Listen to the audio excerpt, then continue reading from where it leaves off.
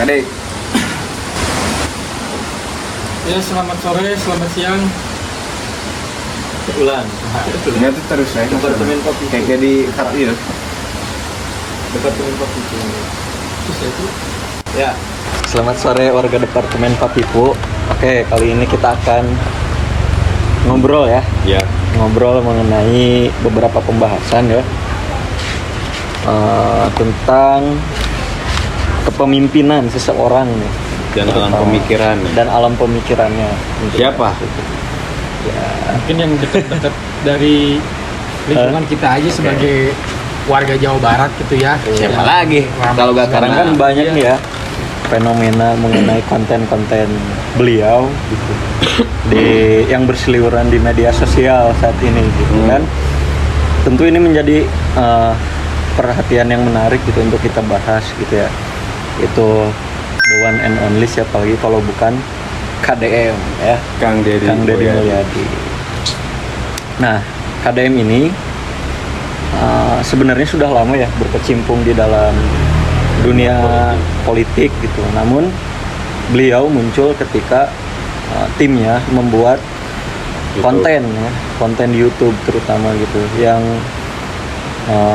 mengulas gitu kehidupan realitas di masyarakat gitu. Nah, itu jadi satu senjata juga bagi beliau gitu untuk bekal atau modal politiknya gitu. Tambahan juga beliau juga kan berangkat dari seorang aktivis HMI Ya. sebagai founder HMI cabang Purwakarta, dan bersama adinda-adindanya yaitu Om Jen yang sekarang menjadi bupati dan Bos Ipung Pak Purwanto yang sekarang menjadi Kadisdik Jabar. Berangkat dari aktivis lalu menjadi anggota DPRD di usia 25 tahun kalau nggak salah, dan melenggang menjadi wakil bupati di usia 30, di usia 35 tahun menjadi bupati 2 periode. Lanjut nih. Sebenarnya ini mah ngobrol aja gitu Ya. kan, nggak usah ada host ya. Kalau Goji boleh melempar, Parmus boleh melempar pertanyaan. Ngobrol aja sih. Gitu pun Iya. saya gitu nanti atau gua lempar pertanyaannya biar ngalir aja kan gitu kan. Daripada harus kita menentukan tema pusing lah. Iya, benar sih. Ya mungkin Diskusi santai, Iya. ngobrol-ngobrol aja kali ya. Sambil apa namanya? ini Parmus silakan lah. Kenapa? Apakah mau bertanya apa? Ini kan tadi kan menyambung ke Diki ya, Ya. mengenai perihal Kang Deddy ini sudah melenggang sebagai tokoh politisi dan sekarang menjadi tokoh figur politik sebagai gubernur Jawa Barat. Dan tentunya dengan adanya sosmed, dengan adanya informasi yang begitu cepat, beliau bisa disematkan sebagai algoritma TikTok dan YouTube. Karena beliau Mantap. sudah berkecimpung di dunia YouTube sudah lama sekali gitu. Nah, ini kan masuk ke fenomena tokoh yang disebut populis. Apakah KDM adalah satu pemimpin yang populis? Gimana menurut Deddy? Ya, Kira-kira? sebenarnya populis itu kan merujuk pada pemimpinan yang populer, yang dikenal sampai ke masyarakat, bahkan sampai ke masyarakat di bawah, Grassroots. ya grassroots lah intinya. Tapi ada lagi juga bahwa pemimpinan populis ini ternyata adalah antitesis dari kepemimpinan yang elitis. Gitu. Dimana kan bukan kebanyakan, tapi ada saja itu pemimpin yang selalu memprivatkan diri gitu. Mengeksklusifkan. Iya, mengeksklusifkan diri, di mana dirinya nantinya akan berjarak gitu dengan masyarakat itu sendiri. Nah, antitesisnya KDM ini Sebagai berkebalikannya dari yang itu, inklusif. gitu. Di mana akhirnya beliau sampai datang ke rumah-rumah, melihat sendiri gitu bagaimana keadaan masyarakat saya gitu. Ya meskipun nanti beliau poin pentingnya adalah meskipun dikontenkan gitu kan. Nah, tapi kan itu memberikan gambaran gitu kepada masyarakat. Nah, itu bisa dikaji juga tuh dari komunikasi publiknya gitu. Bahwa memang seharusnya pemimpin itu terjun langsung ke masyarakat gitu, sampai melihat ke grassroots-nya gitu.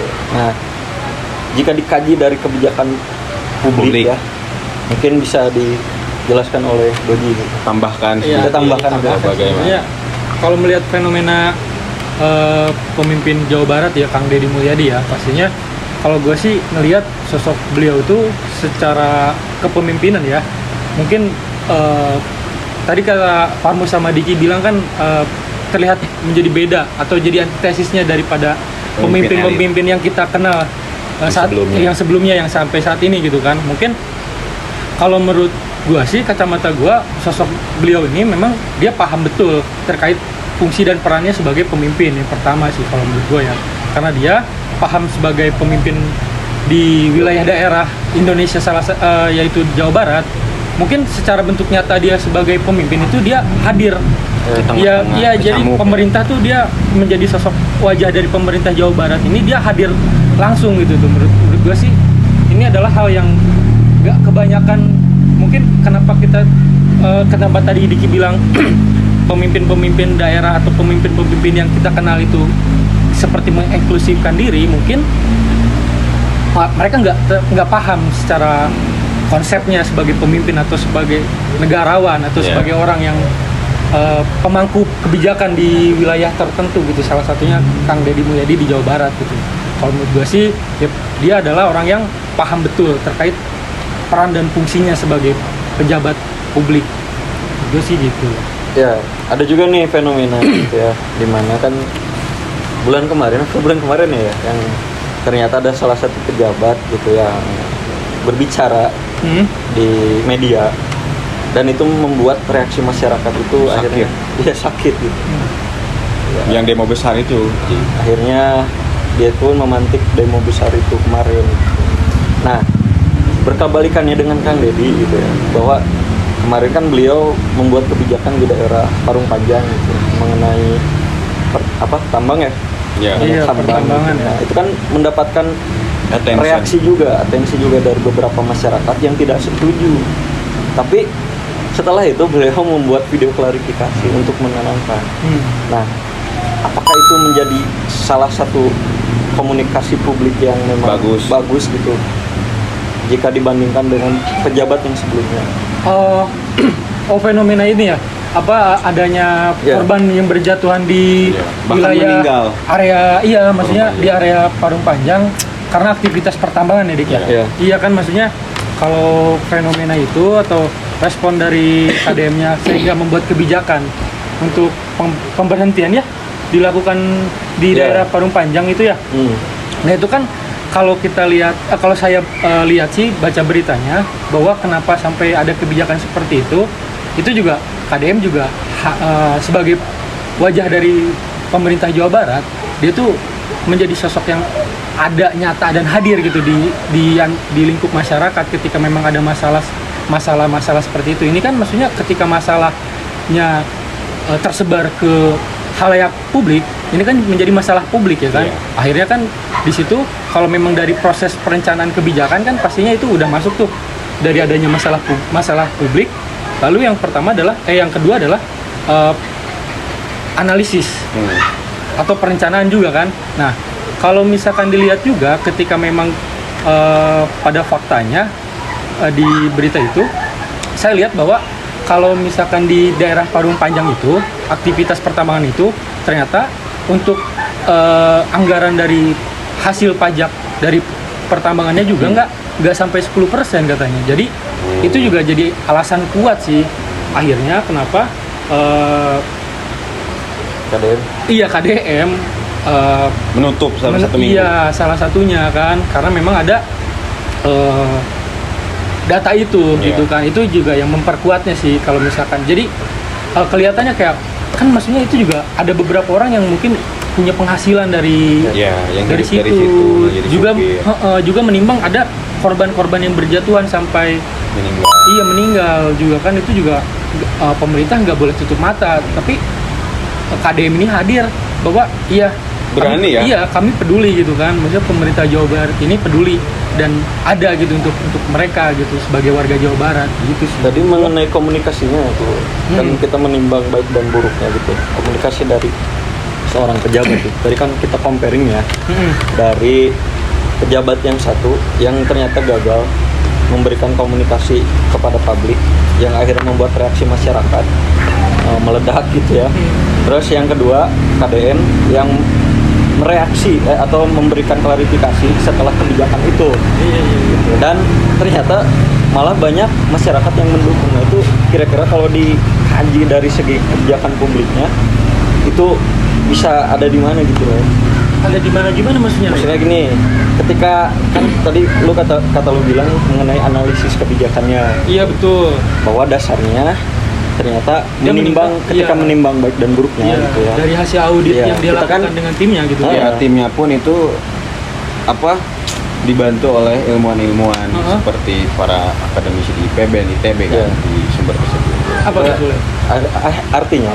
artinya sebenarnya penambangan di situ tuh bukan tidak boleh, bener kan? Tapi kan menimbang kemaslahatan ke masyarakatnya gitu. Iya, betul. Mana yang lebih memberikan manfaat gitu kan di situ. Kalau misalkan kita analisis dari kebijakan publiknya, makanya kenapa akhirnya masyarakat mendukung. Nah, diklarifikasilah sama KDM ini lewat sebuah video gitu. Gimana sih kemarin video itu? Halo wargaku. Halo wargaku gitu kan, dengan Humanis ya. ya dengan humanisnya gitu, dengan sikap persuasifnya gitu kepada masyarakat bahwa memang KDM ini hadir gitu ya atas dasar ya gue dari masyarakat gitu. Saya menimbang bahwa mana yang lebih baik nih untuk masyarakat saya gitu, sehingga akhirnya masyarakat pun banyak yang setuju, meskipun ada beberapa masyarakat juga yang bereaksi karena kehilangan pekerjaan. Cuman saya tidak tahu ya kalau kelanjutannya itu kayak di gimana. audiensi kembali di. Iya. Nah itu penyelesaiannya mungkin ada yang tahu. Belum Belum. di ini lagi sih maksudnya Iya. kalau untuk masalah Tapi- ke situ karena ini juga baru juga kan. Iya. Tapi kan artinya ada apa ya? Ada perbedaan gitu dari pejabat yang sebelumnya. pandangan politik. Iya, gitu Mm-mm. mengenai komunikasi publik tadi gitu. Mungkin menurut Dik itu garis besar pertanyaannya secara spesifikasinya gini loh maksudnya. Bisa gak pejabat publik yang lain mencontoh seperti KDM terkait komunikasi publik yang konstruktif? Gitu. Iya, Iya. iya kan gitu kan Mungkin maksudnya. situ. Seperti misal contoh, ada beberapa jubir ngomong.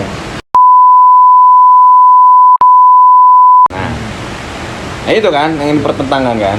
Jadi Tapi kenapa pertentangan. KDM bisa gitu merespon itu dengan tenang, dengan responsif gitu. Yang akhirnya ya opini publik pun terdiam gitu oleh narasinya gitu. Apakah KDM ini seorang piawai gitu. Yang seperti itu Dik.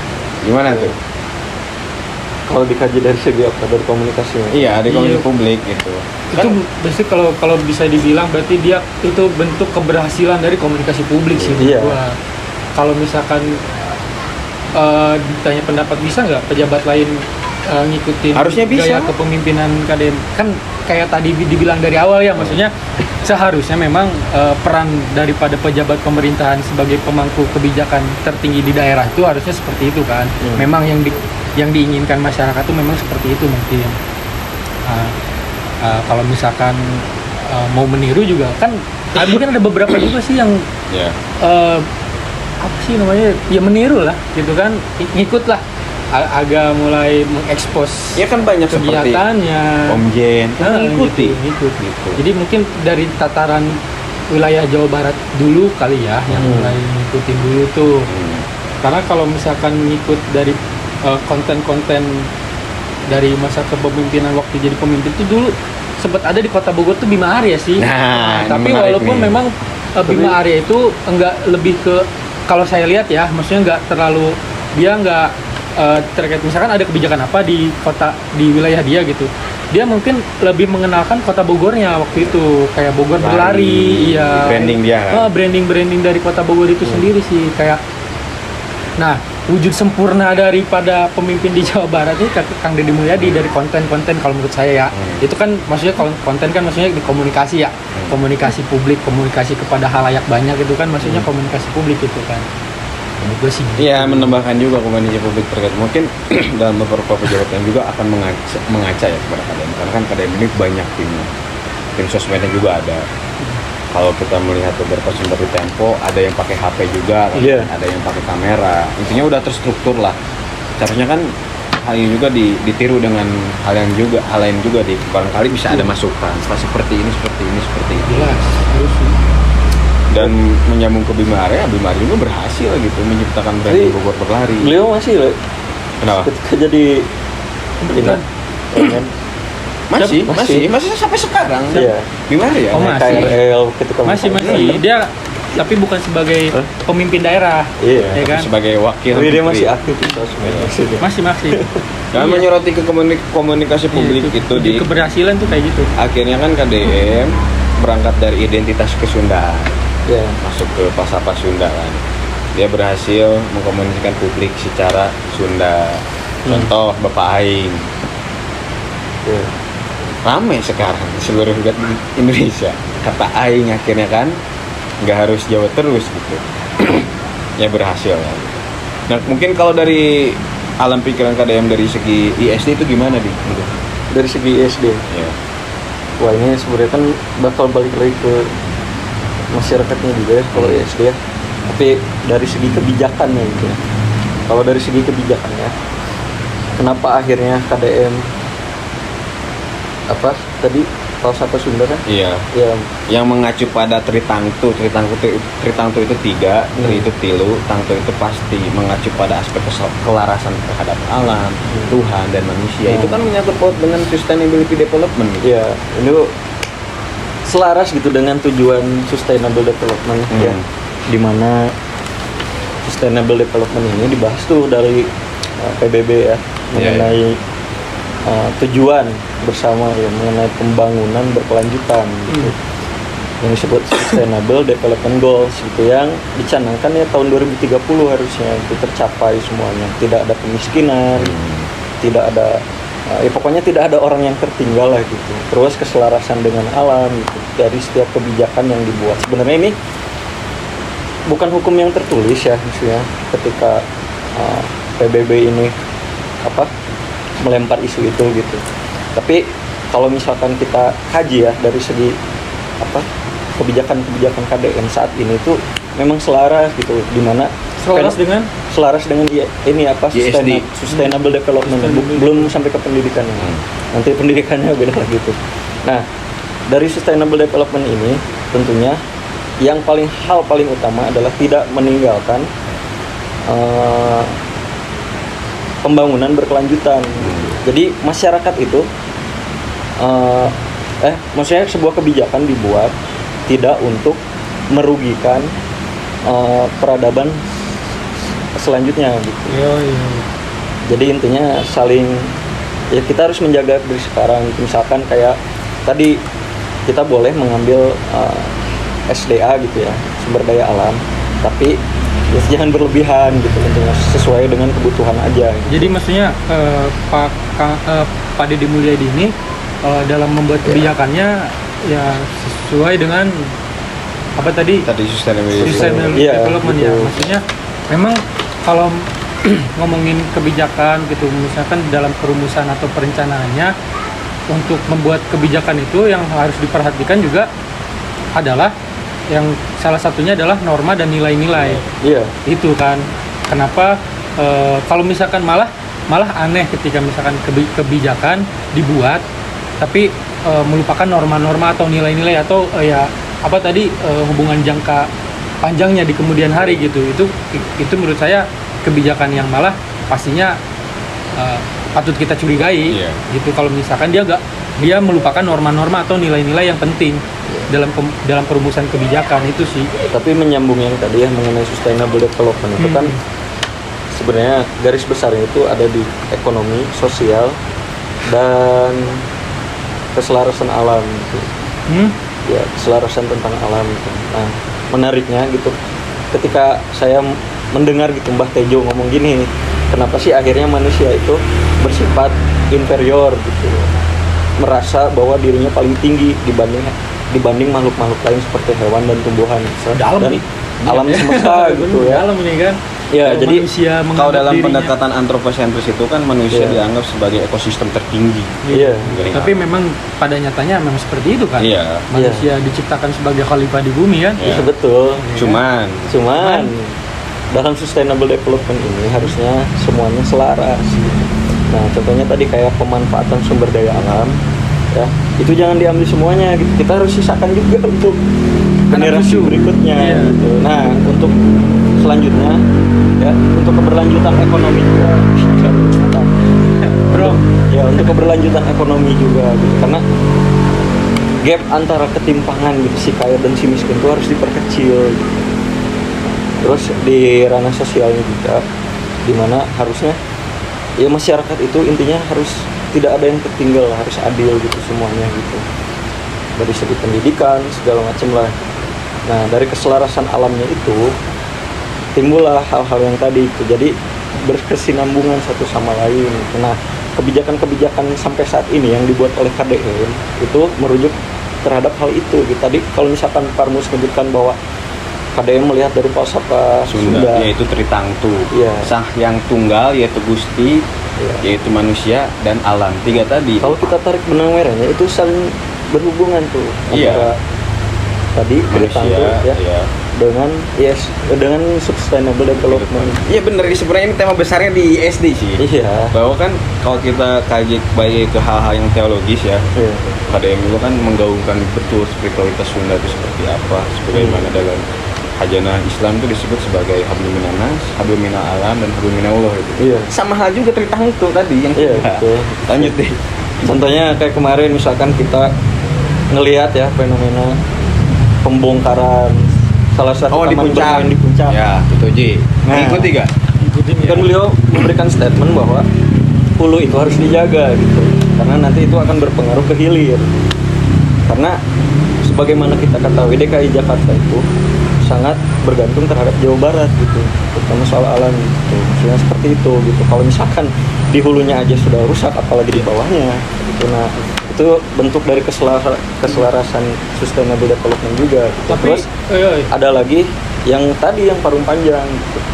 Bagaimana beliau melihat, kalau misalkan dari kacamata sosialnya ya, beliau melihat ternyata banyak orang yang akhirnya meninggal gara-gara truk.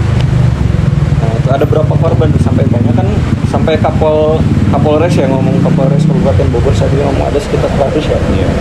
Di bulan Agustus kalau nggak Iya, salah. 100 korban gitu meninggal gitu kan. Nah itu kan jadi Acuan ya. acuannya gitu. Akhirnya beliau menimbang kira-kira kemaslahatannya lebih besar kemana, apakah ke masyarakat yang terdampak tadi atau ke para penambang itu. Nah, yang menariknya dari KDM, misal tadi ke Diki, pasti kan KDM sering menggaungkan seperti ini. Apakah ada pemimpin seperti saya, misal tadi kaitkannya ke Diki, misal ke hal yang lain, ketertiban umum seperti Satpol PP nih, ada orang yang menyimpan motor di badan parkir tanpa izin, Iya.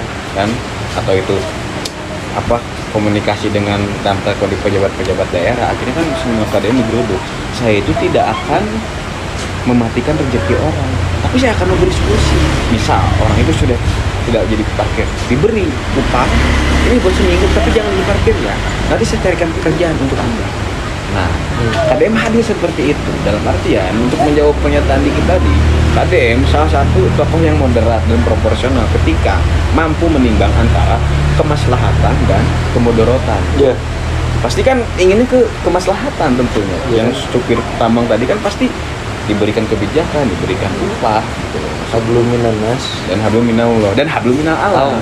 Itu tadi konsep Itu ya. Tritangtu, sah yang tunggal, Iya. manusia dan alam. Jadi ya intinya KDM itu memang selaras gitu Dengan tiga konsep itu Iya, ya. tiga konsep itu. Kalau yang saya lihat sekarang ya, Iya. tapi kan kita tidak tahu kepemimpinan beliau menjadi gubernur masih panjang. Masih panjang.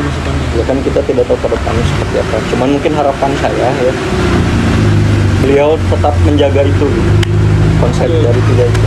Ya, tapi saya bantah juga nih, saya menarik dari obrolan Guru Gembul Mas Goji terkait Iya. tadi. Kita jangan sampai tanda kutip mengkultuskan figur. Kenapa Iya. nggak harus kita gitu? Kenapa kita harus mencocokkan satu gitu? Ya memang KDM hadir sebagai pejabat publik yang mengidentitaskan kesundaan yang baik, yang konstruktif gitu, nilai-nilai moralitas terkait Tritangtu tadi.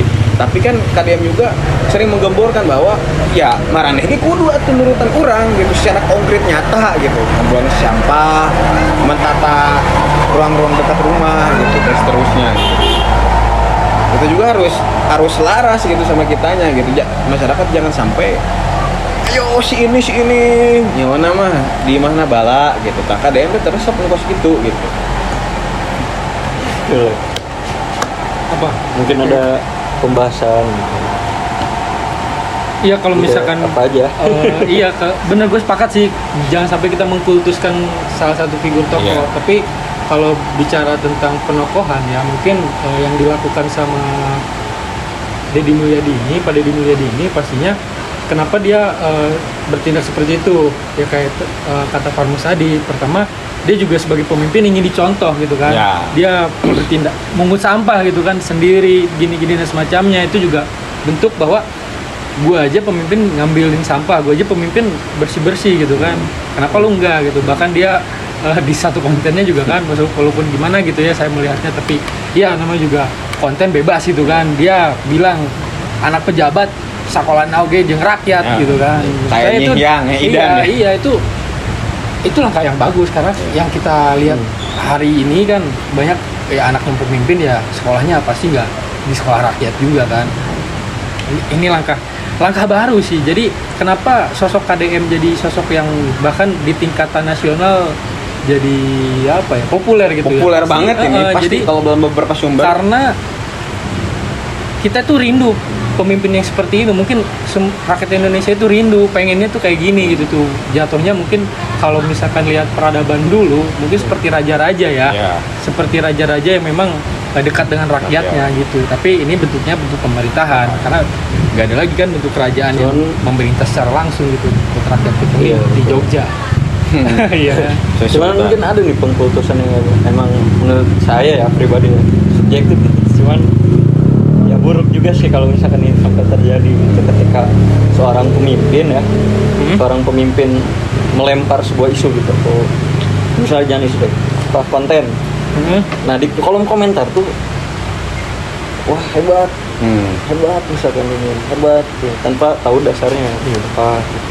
Nah sampai akhirnya ketika yang menyerang mengkritik ya, padahal kritiknya ini bagus nih, Berdasar ya, berdasar berdasarkan pikiran. diserang, opini tersebut diserang. Ya apa contohnya tuh? Ya mungkin lah banyak di konten-konten salah satu pejabat gitu ya, banyak juga yang pengkultusan yang seperti itu. Padahal kan harusnya masyarakat ini harus membuka mata gitu intinya, seperti itu. Gimana komentarnya? Terkait pengkultusan. Iya yang tadi. Ya kan ngomongin pengkultusan itu kan kita harus mendeteksi, kalau berangkat dari filsafat ya, kita harus mendeteksi itu harus berasal dari kritisisme di segala hal harus dipertanyakan kembali. Misal mengacu ke paradigma ya, paradigma kita mengenal salah satu tokoh yang disebut oleh Bang Dewa itu siapa? Thomas Kuhn ya. Thomas Kuhn yang menulis buku yang berjudul yang menarik tuh Revolution Scientific of Knowledge, yang dimana Thomas Kuhn menghajar habis-habisan ilmuwan pada saat itu berpaku pada teks, sehingga orang-orang ilmuwan tersebut tidak mengelaborasikan menjadi hal-hal yang kontekstual. Makanya kan konsep paradigma, revolusi paradigma ini hadir ternyata oleh KDM. Contoh misal KDM hadir sebagai pemimpin leadership yang bukan formalistik, legalistik, bahkan birokratis gitu. Yeah. Dia hadir sebagai pemimpin di luar mainstream gitu. Misal contoh, bukan berarti beliau mengesampingkan aspek kompetensi keilmuan teknologi, enggak. Beliau juga pasti ada korelasi. Cuman persoalannya misal nih, saya baru nonton konten yang ini di jalan pasar. Ternyata dia riset dari pagi subuh udah berangkat ngecek karena benar-benar ingin membangun Purwakarta dengan indah mungkin ya. Berangkat dari Purwakarta karena kan beliau melihat ada tukang parkir intinya parkir tersebut menghalangi badan jalan. Akhirnya ditegur, ini siapa? Sampai kadis hubnya pun dipanggil gitu. Nah, geus ayeuna mah geus ulah ngomongkeun ilmiah, orang pakai pendekatan taktis. Geus tinggal digusur ka mana arahna. Ieu kan macet oge era ya urang cenah. Aya salah satu bis dari Garut lebih diusir keluargana cenah. Era urang cenah. Nah, ini kan langkah-langkah yang balik lagi ke tadi, hal yang apa ya? Yang konstruktif gitu. Menarik gitu. Nah, mungkin menambahkan, saya ingin melempar pertanyaan terkait kepalsafaan Sunda gitu. Karena kan ternyata Ji, KDM ini dalam beberapa konten yang buat tontonin tuh, beliau waktu jadi DPR RI kunjungan bersama pejabat-pejabat DPR RI ke Bali. Apa sih namanya, desa Penglipuran ya? Bukan di Penglipuran, dia keliling, dia tawaf lah intinya. Karena ternyata beliau belajar hukum adat Nusantara di seluruh Indonesia. Ya, itu berhubungan juga dengan nilai-nilai adat. Iya. Ya. Bahkan dia membawa adinda-adindanya pas di zaman HM-nya sekarang jadi bupati dan kadistik Jabar, yaitu Bos Ipung, Pak Purwanto, dan Om Jen. Karena dia ingin menerapkan kesundaan kembali, yang dimana pada saat beliau memimpin ada salah satu tokoh figur yang menghantam dia sebagai seorang aliran sesat dan kafir, dan terus banyak sampai patung-patung yang dia bangun hancur. Akhirnya kan paradigma itu hancur oleh kalian kan. Akhirnya identitas Sunda kembali sampai dia mengorasikan seperti Prabu Siliwangi bahwasannya salaria kudu balik deui ka zaman baheula Prabu Siliwangi di Pajajaran.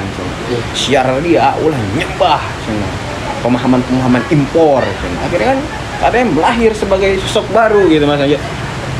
Ke pembahasan kemarin kita kejumudan itu mati dan lahirnya pembaharu, yaitu ya KDM gitu. Iya. Gitu di Ya, kalau dari ini bertanya. jadi silakan mulai panas nih. Panas. Sebenarnya banyak nih pembahasan gitu ya. Kalau misalkan kita tarik ya dari fenomena saat ini, gimana konten-konten KDM ini banyak nih viewersnya sampai jutaan gitu ya. Nah, cuman yang saya lihat kan akhirnya kemarin juga ada tuh masalah masyarakat yang akhirnya datang ke KDM. Banyak tuh dari Bogor, Ya, dari Subang, dari cuman Cirebon. Akhirnya beliau mempertanyakan kembali, aduh ibu tidak bisa kalau ke saya gitu, harusnya di mana nama kepala desa ibu siapa. Nah itu, jadi kan kalau misalkan tadi harus ada apa sih tadi stepnya? Iya. Step by step birokrasi. Step birokrasi gitu. Nah itu akhirnya KDM pun mengakui gitu bahwa itu tuh wah ini saya udah nggak bisa gitu tuh, bahwa ini harusnya kan kepala desa tuh yang tahu gitu, yang Bupatinya, wali kotanya yang punya teritori yuridiksinya gitu. Iya gitu. Jadi intinya saya ingin melempar pertanyaan sih kepada Dodi. Nah, kalau misalkan kita kaji kembali ke hal yang tadi ya, kembali ke hal yang tadi dan berkesinambungan dengan hal yang ini gitu. Ketika KDM akhirnya menjadi pemimpin yang populer gitu ya, cuman timbul dampak Baik dan buruk gitu. Kalau misalkan Goji timbang gitu ya, kalau misalkan Goji timbang, kira-kira fenomena tadi itu gimana tuh, baik apa buruk? Fenomena pengaduan masyarakat Jawa Barat ke KDM langsung secara administrasi publik aja Ji. sampai melupakan langkah-langkah administrasinya gitu. Nggak ke kepala desanya, kepala desa atau di kabupatennya gitu. camatnya siapa gitu.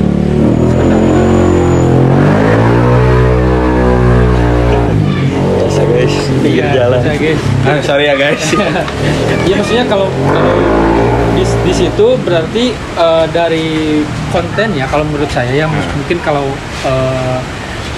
saya boleh ngasih saran gitu sama Pak Dedi gitu kan, ketika memang ada arahan untuk ada pengaduan, diarahkan juga gitu masyarakatnya ke siapa, karena mungkin karena kemudahan akses sosial media, di rumah aja bisa akses sosial media sampai dia tahu, oh ternyata bisa nih ngadu gini. Mungkin dia melupakan bahwa pengaduan juga bisa dilakukan di lingkungan pemerintahan dari tahap RT, kelurahan, kecamatan sampai di kabupaten atau kota gitu kan ya. Nah mungkin forum pengaduan sih mungkin yang harus dibuat. Jadi itu sih memang apa ya dampaknya sih ketika KDM bilang silakan mau ngadu, karena ternyata Tafsir publik seperti itu. Wah ternyata banyak juga yang mau diaduin. Ternyata mungkin kita juga nggak tahu ya, mungkin udah ngadu tapi belum ada respon atau gimana. Itu juga sampai kita kan nggak tahu. Bahkan mungkin aduan juga mungkin nggak terlalu urgensi. Mungkin hanya ingin sekedar bertemu juga bisa. Iya, karena nggak bisa kita timbang kalau misalkan pengaduan kan lebih baik di tahap paling terdekat dulu dari lingkungan pemerintahan dekat rumah kan, biar nanti kalau misalkan ada urgensinya dan penting itu bisa langsung ditanggapi gitu. Cuman terkadang gini masalahnya seperti itu mungkin ya, tapi kalau masalah yang ibu itu tidak mengenali siapa kepala desa emang salah itu. Cuman masalahnya ketika ada misalkan ya ini contoh itu kasus aja mungkin si ibu-ibu ya pengen ketemu aja. Secara gambaran itu. Cuman kan ketika ada gitu salah seorang masyarakat misalnya ingin mengadu ke kades atau ke bupatinya, cuman ternyata responnya Jadi kurang follow baik. up ya. Akhirnya dia datang langsung ke kades. Bisa Bagaimana? jadi juga ya. Atau kalau misalkan mau direspon Berarti apa yang harus diperbaiki mas? ya wajah pemerintahan di Daerahnya ya? daerahnya sih berarti maksudnya bukan berarti mau mengkritik aja, tapi memang itu tugas kita kan, berarti memang ini kegagalan dalam memahami Iya. masyarakat sendiri gitu tuh. Oh iya. Gitu lah ya. Bahkan kalau misalkan ditarik jangan terlalu jauh lah, di wilayah saya aja mungkin jalanan aja mungkin masih rusak dan kita nggak tahu ini tuh wewenang siapa jalanan ini, karena kan Apakah ini jalan nasional, jalan daerah, jalan daerah atau jalan dan provinsi? jalannya milik desa Oh, gitu iya. kan, itu juga masyarakat nggak tahu, jadi mau ngadu ke siapa gitu. Secara hak dan wewenang juga masyarakat masih gelap lah di Oh, kalau iya. terkait Untuk pengaduan. sekarang. Misalkan contoh di jalan itu contoh satu Ya. gitu kan. Kalau respon daripada pengaduan masyarakat ya atau kepopuleran dari satu tokoh pejabat gitu sih. Tapi yang menarik dari sosok KDM sih ya kalau secara teorinya ya, maksudnya secara administrasinya dia adalah sosok yang patut dicontoh oleh pejabat lain karena dia tertib sih secara administrasi, walau memang dalam pelaksanaannya Taktis banget ya. taktis ya gitu. Mungkin bukan berarti dia mau Menyampingkan menyampingkan wewenang daerah, tapi selama dia bertindak di wilayah Jawa Barat, itu sih menurut saya memang punya hak wewenang. prerogatif ya. Iya, hak prerogatif seorang gubernur sih di wilayah Jawa Barat. Itu hak-hak aja gitu. Sama aja kayak misalkan presiden datang ke satu wilayah langsung memperbaiki apa atau gimana, itu kan selama itu wilayah Indonesia juga itu memang hak dan tanggung jawab dia sebagai pejabat negara gitu kan. Secara administrasi. Iya, ya. betul. Itu sih maksudnya. Tapi ada hal yang lebih Terlalu luas. lebih seksi nih, menyambung ke ngomongin kebijakan publik tadi yang apa gue dijelaskan secara kontekstual tadi bahwa KDM ternyata kan hadir sebagai bupati itu kan 2 periode ya di Karawang. Mentor beliau dalam beberapa kontennya ngomong gitu secara eksplisit bahwa saya itu relatif jadi bupati itu muda, bahkan bisa mengalahkan figur tokoh yang berpengaruh gitu di Purwakarta. Dan saya sekarang melenggang di gubernur. Artinya kan setelah itu akhirnya sebelum dia jadi gubernur beliau menggelontorkan dana pribadi, bukan uang dari tanda kutip ketika jadi DPR, bukan, jembatan penghubung antar Purwakarta dengan Subang, dan itu pun didampingi oleh Om Jen yang sekarang jadi Bupati Purwakarta. Beliau mengorasikan bahwa ayo atuh mararane ulah nepi kena penyakit money politik, eksplisitnya money politik, 5 tahun sekali kieu eueuh cenah. Artinya kan tadi ngomongin ke IST, KDM sudah bukan melontarkan secara teori lagi, tapi sudah menyetubuhi nyawiji gitu di, udah menunggal dengan kebijakan itu, yang artinya bahkan ayo atau masyarakat melek ulah nepi bere bansos wae, ulah nepi BLT wae. Bahkan ada beberapa sumber gitu KDM ngomong juga rusak masyarakat yang namun diberi koski wae, yang dibantuan gitu. Dan itu pun dampaknya bener kata Boji tadi, orang tuh berharap dengan camuk, akhirnya ada yang camuk, ada yang nggak Kemarin urgent untuk fenomena datang, uang seperti gaib. uang gaib gitu kan akhirnya. Uang gaib bingung juga sih gimana. Gimana uang gaib? Dari itu nih konteks. Iya, jadi semua ini mudah sih secara eksplisit, udah kebaca lah deteksi psikologis si ibu ini. Menurut hemat saya ya, interpretasi saya, Mungkin teman-teman yang ketika- lain juga bingung iya, kan gimana menonton hal tersebut ya. Iya, satu cara Mana? Oke. pertama, Iya. dan yang kedua emang pada akhirnya setelah ditelaah dikuliti oleh KDM, ya emang ibu ini emang pengen datang ke KDM aja. Iya, Pengen Kak. uang akhirnya dengan narasi saya percaya uang gaib. Ya memang dia kemakan, tapi kan di sisi lain dia mengomentari uang gaib, tapi di sisi lain dikritik juga. Iya saya mah bodoh. Berarti kan ada maksud. Iya.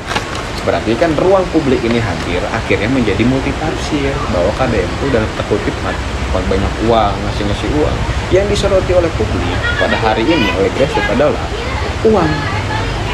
Si uangnya bukan pada proses hasil pemikiran itu sendiri. Ketika ada orang yang dites, dikasih bibit ikan lele, pas di monitoring, lelena, tipu-tipu kampung. Nah, gitu kan. Nah, ini juga nih saya akan lempar nih. ada istilah yang menarik bahwa pemimpin itu cerminan dari rakyatnya. Pemimpin korupsi, masyarakatnya tamak, jodoh. Jadi jodoh tamak iya, dan korupsi kan. Menurut Gus Baha itu kan. Nah, hal itu pun kan mungkin Gojo juga kan pernah jadi tim salah satu figur kan, melihat banyaklah orang bawa proposal dan seterusnya. Ini juga kita jangan hanya berfokus pada satu subjek, government juga, civil society-nya juga harus kita soroti, masyarakatnya. Karena ini dua hal yang entitas yang akhirnya nggak bisa dipisahkan lah. Itu dia. Bukan soal pejabat doang, tapi civil society juga harus diperhatikan. Jadi karena nggak akan ada negara kalau nggak ada Masyarakat. Citizen. Ya, citizen betul. Iya, Citizen. nggak akan ada negara kalau nggak ada citizen, nggak akan ada masyarakat kalau nggak ada sosialnya gitu kan, nggak akan ada pejabat atau bahkan daerah kalau nggak ada masyarakat daerahnya kayak gitu. Jadi kalau yang setelah ada fenomena pemimpin yang sosok seperti KDM ini, mungkin di obrolan ini kalau ada banyak yang nonton ya gitu, diharapkannya masyarakat Jawa Barat juga terpantik akhirnya bahwa kita mendapatkan angin segar, perubahan baru gitu tuh untuk mendapatkan apa ya, kehidupan peradaban baru gitu di wilayah kita gitu tuh. Gitu sih kalau saya baru menyikapinya ya, peradaban baru lah. Perlu peradaban baru perlu. Maksudnya ini buktinya gitu. Cuman ini menarik ya mengenai pendidikan anti korupsi. Yang tadi money politik. Ya, money politik itu kan berarti kembali lagi ke masyarakatnya. Tapi kalau merujuk ke pendidikan ya. Bentar. Pendidikan anti korupsi udah diajarin belum di tingkatan sekolah dasar? Kalau untuk sekolah dasar mungkin belum ya. Secara SMP atau SMA udah belum? Pendidikan anti korupsi. Enggak, maksudnya belum secara eksplisit, cuman kan ada di dalam PKN. Oh gitu. Pendidikan Pancasila kan itu masih dalam satu sub gitu, di dalam pendidikan Pancasila itu diajarkan gitu apa itu mata korupsi. Sebenarnya kalau SD mah belum nyampe ke situ, cuman ya diajarkan juga mengenai korupsi seperti apa sih korupsi itu. Nah mungkin hanya hal-hal dasar seperti itu aja kalau gitu. Tapi kalau SMP dan SMA mungkin sudah mulai ya terusnya. Gak tahu, saya bukan pengajar di tingkatan SMP SMA sih, kalau ada coba lah gitu kan. Udah diajarin belum di SMP SMA? Soalnya belum terlalu membaca ke situ. Iya, tahun 2018 itu pernah dengar ada pendidikan anti korupsi itu mulai mau disebarkan di tingkatan pendidikan sekolah. Tapi nggak tahu karena kan saya nggak baik-baik di sekolah. ICW ya? Dari ICW ya? Sama Konras dari bukan? Saya lupa, pokoknya kalau misalkan saya itu dulu udah dapat pendidikan anti korupsi sih. Kuliah ya? Temen-temen dapat nggak? Dapat semester 3 gua. Nggak ada. Belum.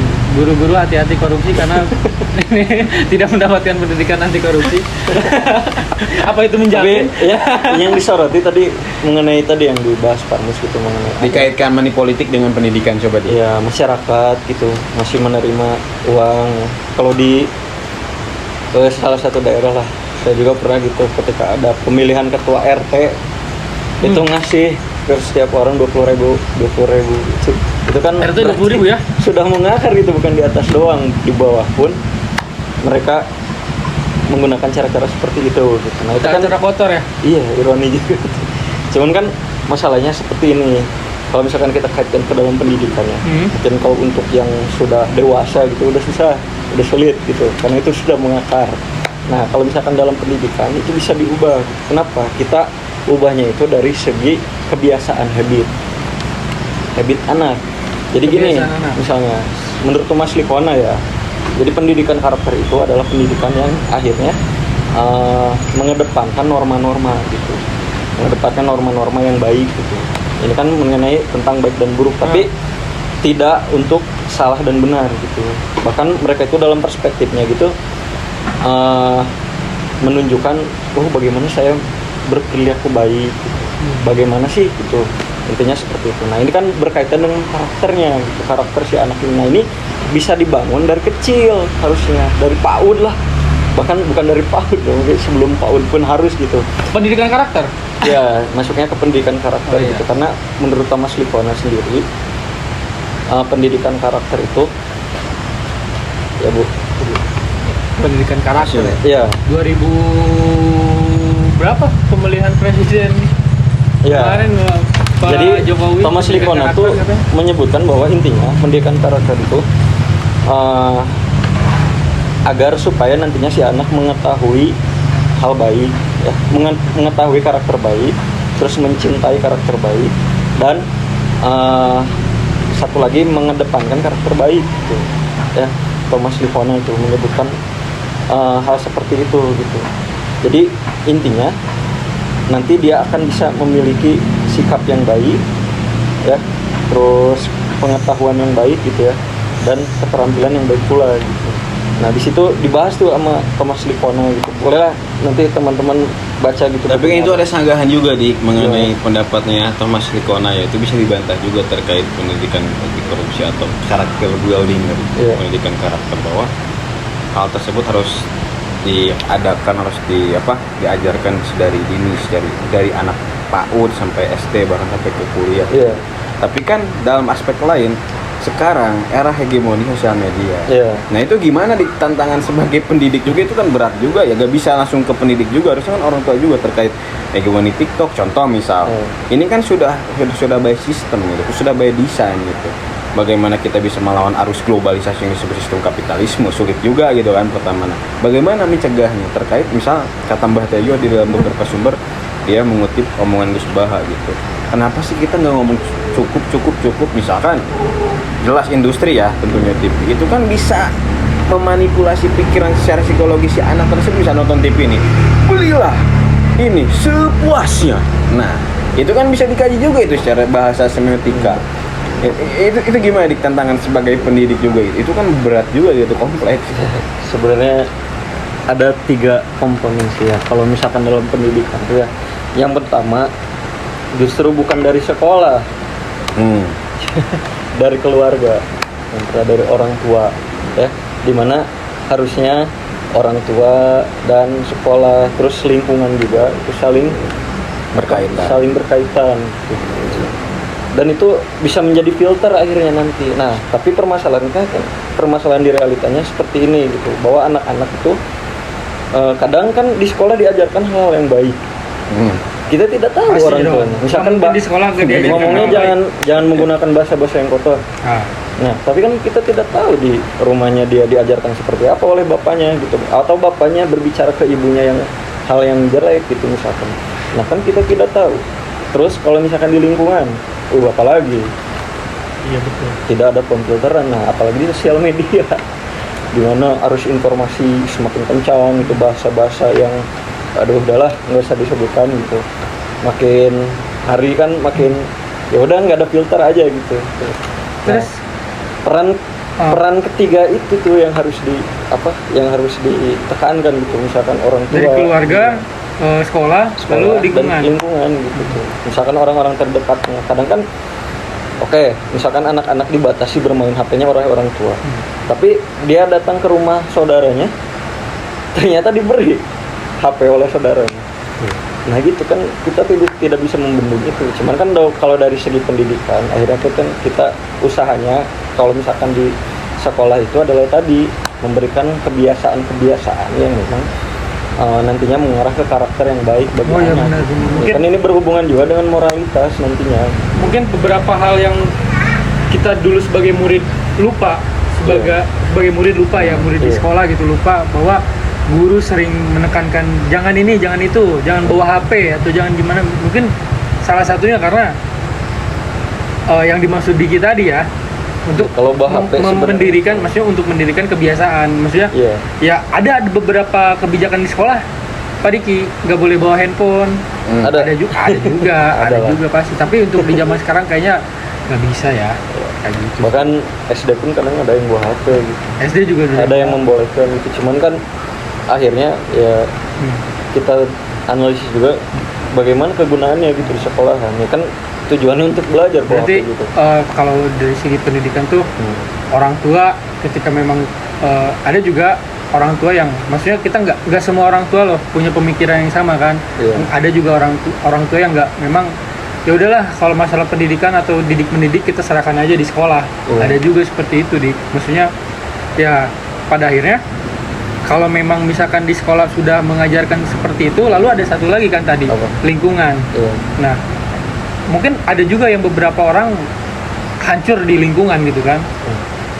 Terus kalau ngelihat kebijakan terkait bagaimana mengatasi masalah anak-anak pelajar di lingkungan, apakah si kebijakan kemarin itu yang rame masuk barak, anak SMA masuk barak, itu masuk di untuk penanganan pembentukan karakter itu?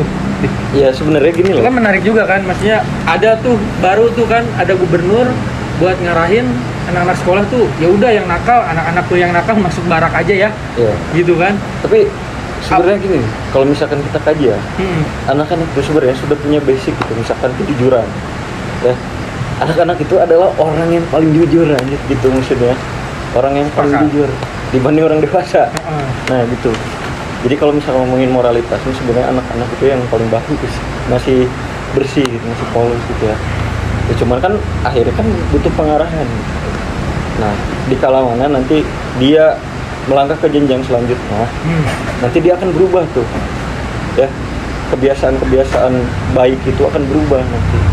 Karena ya faktor eksternal tadi gitu. Tadi pertanyaannya mungkin kalau misalkan maksudnya lupa gue. Masuk barak itu Ya. kan untuk menekan faktor lingkungan yang merusak Kajiannya generasi tadi muda. mungkin masuk barak sebenarnya CG nggak terlalu mendalami sih Iya. gitu ya. Cuman Apa itu wujud militerisasi?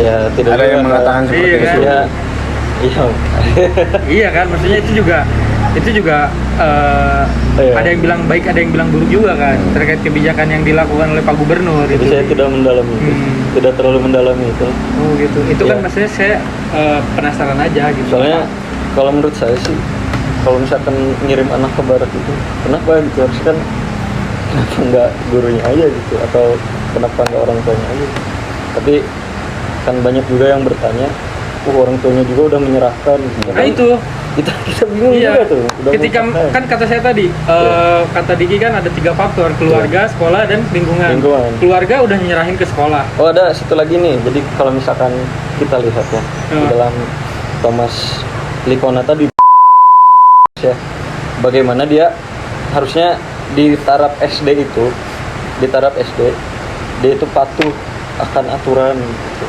Tapi taraf SD. kalau di taraf SMA itu udah mulai dia tuh apa ya bersikap seperti dirinya sendiri, memilih, Teenager. lebih memilih gitu. Masa-masa Iya. pertumbuhan juga kan. Masa pertumbuhan Heeh. kita. Kalau misalkan begitu kan berarti kan kalau misalkan kita dimasukkan ke barat, gitu Iya. kan intinya bangun pagi. Iya, kebiasaan kan. Iya, Kata tapi- Diki tadi Iya. untuk menciptakan kebiasaan-kebiasaan yang mungkin baik. kritiknya seperti ini. Hmm. Berapa lama mereka di barat? Sedangkan Hanya karakter hitungan bulan itu sih. tidak bisa dibentuk dalam waktu sebulan 2 bulan. Betul, sepakat. Itu karakter kritiknya mungkin di situ sih. Iya, Cuman itu kritiknya ya. iya, Cuman kalau saya sih lebih menarik menyoroti bukan ke baraknya, lebih ke dalam tanda kutip anak nakal. Kenapa disemakan sebagai anak nakal? Karena kan saya juga pernah mendapatkan mata kuliah 2 SKS atau 3 SKS gitu yang namanya ilmu kriminologi Du. Ilmu kriminologi itu artinya ilmu mempelajari apa itu kejahatan. Di situ ada yang namanya teori pelabelan, labeling. Ternyata usia remaja itu emang masih majih-majih masa aktualisasi coba-coba, merokok dan seterusnya Iya, sampai maksudnya kebiasaan merokok juga kan. dan diciptakan dari akhirnya remaja, misalkan teman-teman. ada narasi jangan bergabung sama si B, si ini menakal gitu. Padahal secara atas faktualnya enggak kok gitu secara utuh. Nah akhirnya muncul pelabelan itu dan akhirnya diaminkan dan emang jadi jakal gitu. iya. Nama enggak? Dan atau kulit misalkan anak baik menuju baik gitu maksudnya.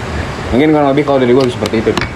Ya, itu dari pendidikan sendiri. Jadi kalau misalkan kita hubungkan dengan tadi, misalkan ada money politik segala macam gitu, ya mungkin tidak dibiasakan gitu dari kecilnya. Gitu. Intinya mah seperti itu sih. Jadi Mungkin balik lagi ke karakter. Dari Gorgi ini untuk menutup individunya. kesimpulannya apa? Iya. Obrolan tema besar kita. Sebenarnya masih ke pendidikan tadi sih, karena kan mulai boomingnya tokoh Kang Deddy Mulyadi ini salah satunya adalah yang paling terkenal itu adalah memasukkan anak nakal ke barak. Ya kan tadi Pak Diki bilang ada 3 faktor. Yang pertama keluarga, sekolah, lalu lingkungan. Iya. Nah, berarti ini sih maksudnya belum mau selesai juga sih, masih ada pertanyaan. Kayak ini sangat menarik sih, walaupun memang kebijakan masuk barak ini udah lama dan kayaknya udah sepi juga ya sekarang gitu kan. Mungkin apakah ini bentuk dari jeraknya anak-anak yang nakal untuk bertindak nakal, karena ada atau karena ada aturan nakal masuk barak? Apa ini Jerak, jadi supaya jerak Iya. gitu.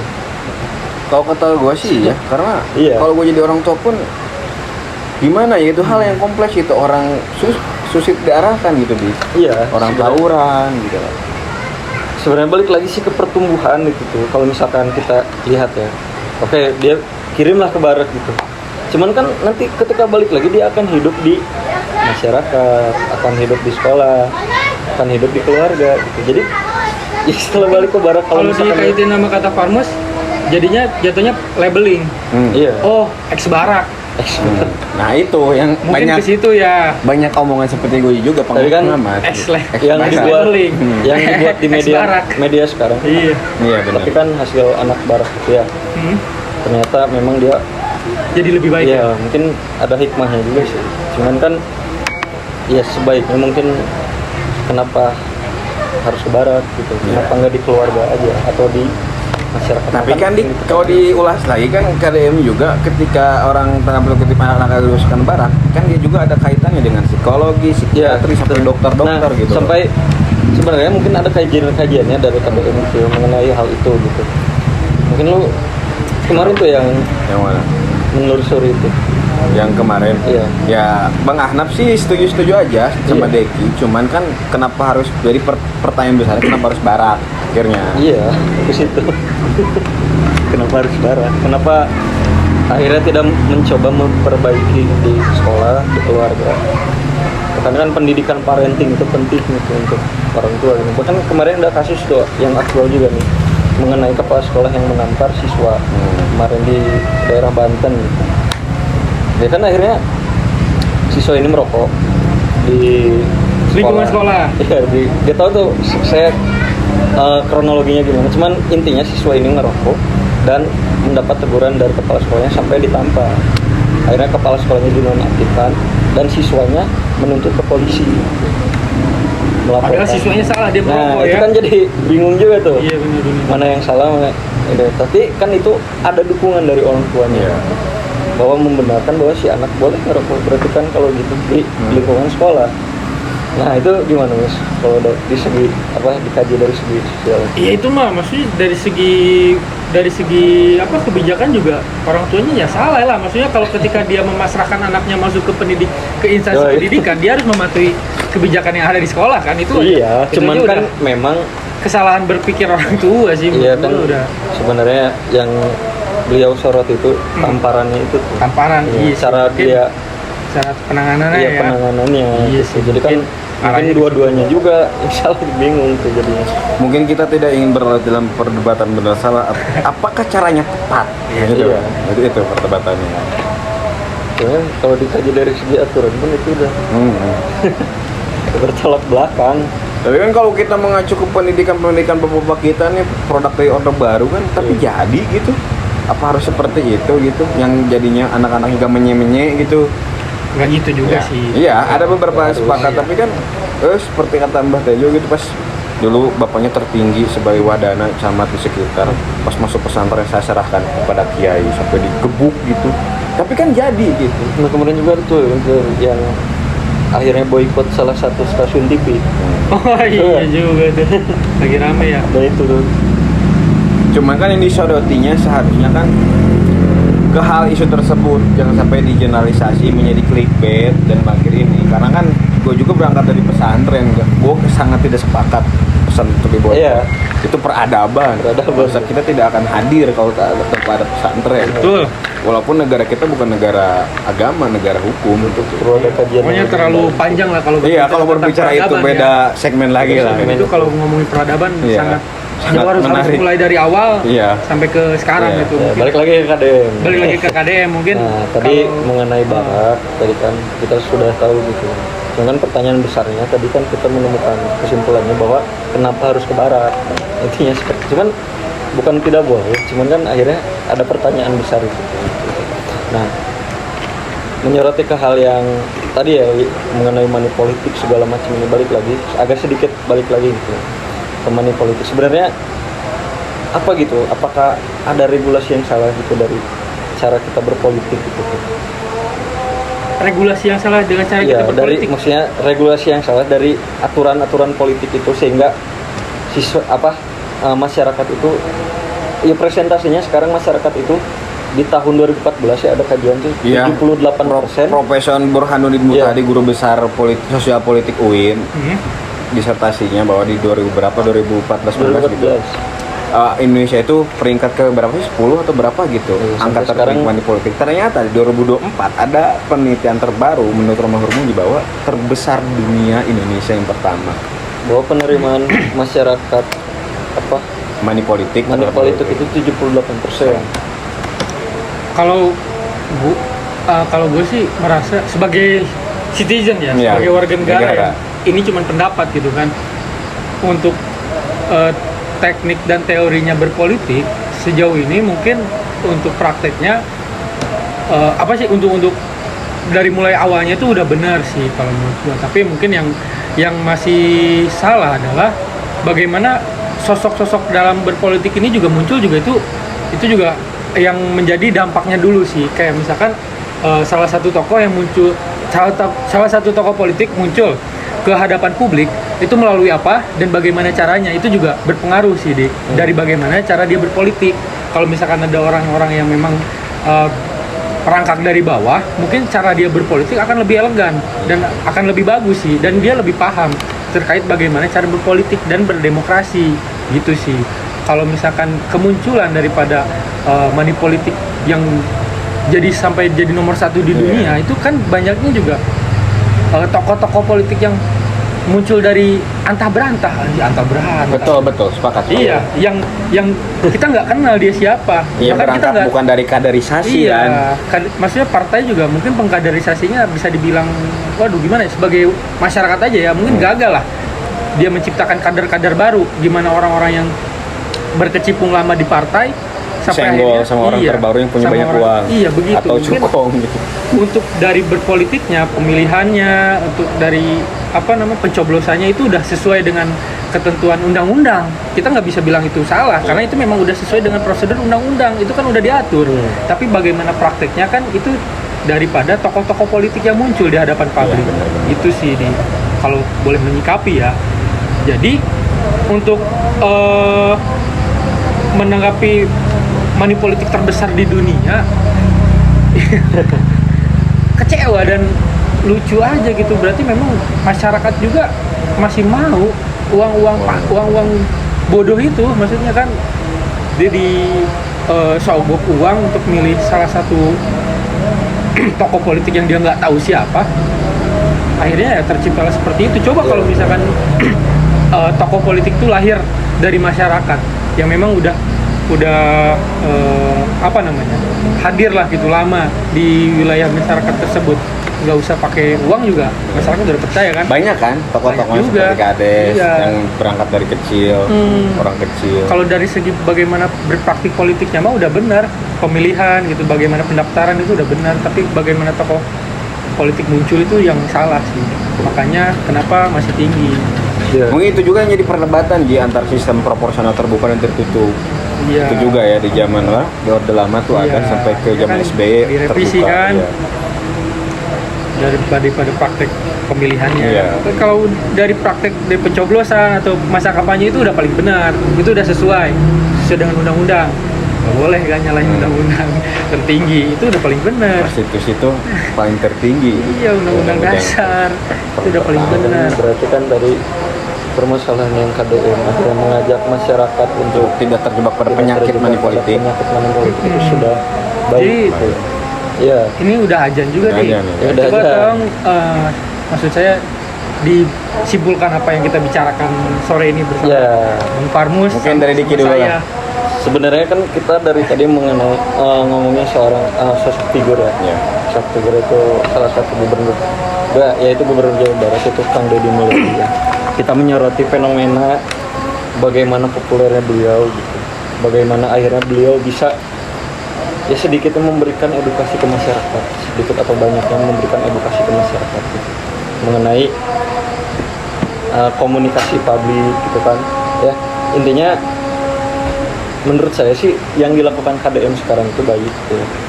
menimbangnya kalau misalnya. Cuman kalau dari kebijakan, kalau dari kebijakan sendiri, ya tadi saya senang gitu tuh ketika ada pemimpin yang memang menyelaraskan kebijakannya dengan faktor sustainable development tadi. Dan beliau juga ternyata mengedepankan nilai-nilai tradisi nilai-nilai adat, nilai-nilai adat seperti kesundaan. Nah itu jadi salah satu poin plus gitu untuk beliau. Ya intinya ke situ. Cuman kan kita tidak tahu ya ke depannya seperti apa gitu. Apakah beliau konsisten atau tidak, kita tidak tahu gitu. Ya semoga aja konsisten gitu. Nah mungkin kalau dari saya sederhana ya kesimpulannya bahwa KDM ini kan berangkat sebagai budayawan Sunda ya, yang tadi sebetulnya selaras sinkronitas antara Ritangtu gitu,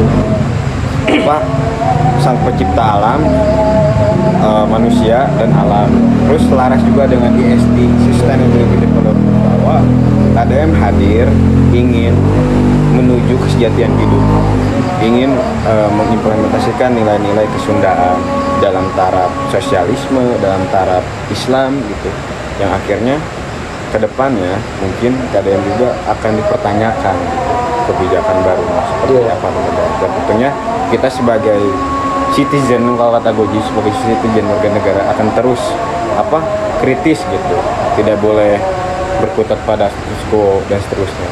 Dan mungkin yang harus dipenegasan ya, akhirnya pemimpin Sunda lahir kembali dan menyimbolkan identitasnya seperti Bapak Aing. Dalam kutip bahasa Aing tuh melaju ke di seluruh Nusantara, bahkan di platform sosmed gitu. Mungkin dari saya seperti itu. Mungkin Goji akan menambahkan. Ya kalau tambahan atau menanggapi dari obrolan soal ini ya, maksudnya kalau saya melihat sosok Kang Deddy Mulyadi ini sebagai sosok pejabat publik yang salah satunya berhasil menggait hati masyarakat dan mencoba untuk hadir dan ada secara nyata di hadapan masyarakat aja, mungkin secara paling fakta dan benarnya seperti itu sih. Untuk seluruhnya udah dirangkum sama teman-teman juga kan, karena udah maghrib juga gitu ya. Kita akhiri aja perbincangan sore ini. Terima kasih. Sampurasun, selamat sore.